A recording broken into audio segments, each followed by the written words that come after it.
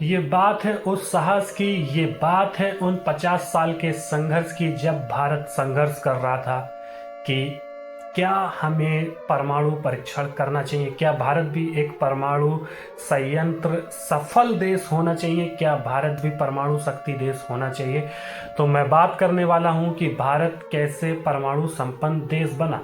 बात करता हूं 1962 की, जब भारत और चीन का युद्ध हुआ और भारत को एक बहुत बड़ा झटका लगा। तो भारत ने सोचा क्या भारत परमाणु परीक्षण की वजह से पीछे रहेगा, और इसी दौरान 1964 में चीन ने परमाणु परीक्षण कर दिया। फिर उसके बाद बात आती है 1965 की। 1965 में भारत का युद्ध होता है पाकिस्तान से, और दोनों देश परमाणु परीक्षण की तरफ आगे बढ़ रहे थे, मतलब परमाणु परीक्षण की बात कर रहे थे। बात आती है 1975 की, जब उस समय की प्रधानमंत्री थी इंदिरा गांधी, और इंदिरा गांधी ने उस ऑपरेशन का नाम दिया स्माइलिंग बुद्धा। जब परमाणु परीक्षण की बात हुई तो परमाणु परीक्षण किसी कारणों की वजह से या किन्हीं रीजंस की वजह से वो विफल रहा, और इस परमाणु मिशन के सबसे बड़े जो वैज्ञानिक थे वो होमी जहांगीर भाभा थे। और 1974 के बाद कुछ तकनीकी प्रॉब्लम्स आई, जिसकी वजह से हमारी इंदिरा गांधी की सरकार में ये मिशन जो रहा वो असफल रहा। इस दौरान एक नया नाम उभरा, एपीजे अब्दुल कलाम। क्या वो राष्ट्रपति थे, वो प्रेसिडेंट थे इंडिया के।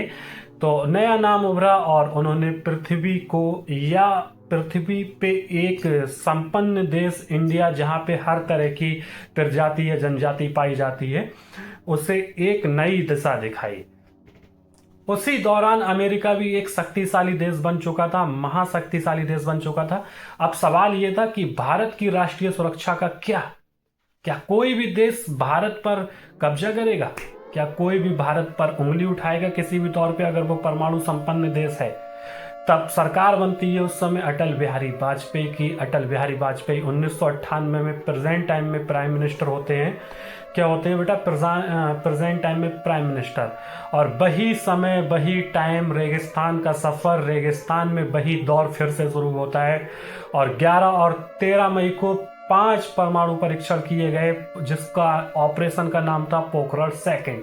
क्या नाम था? पोखरण सेकंड। और भारत ने आधिकारिक रूप से भारत ने क्या कहा कि अब हम परमाणु संपन्न देश हैं। किसी की इतनी औकात नहीं, कि किसी दूसरे देश की इतनी औकात नहीं, चाहे अमेरिका हो या कोई सा भी महाशक्तिशाली देश हो, जो हमारे देश पर उंगली उठा पाए, क्योंकि अब हम आज से क्या है, परमाणु शक्ति संपन्न देश।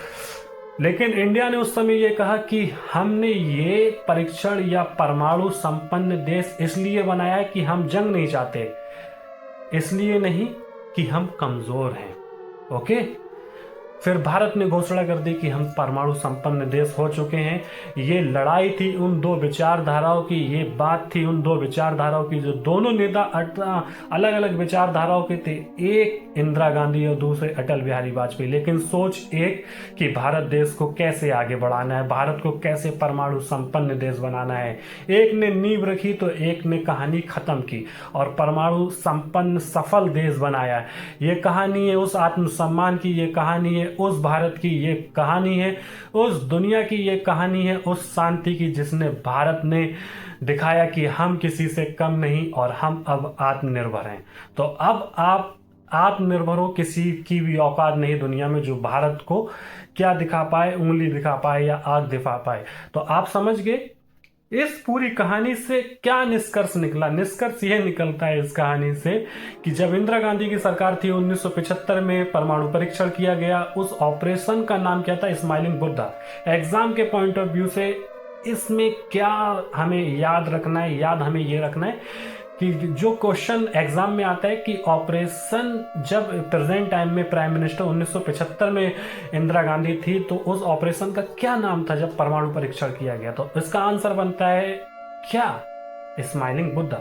और जब 1998 में परमाणु परीक्षण किया गया, तब ऑपरेशन का क्या नाम था? पोखरण सेकंड।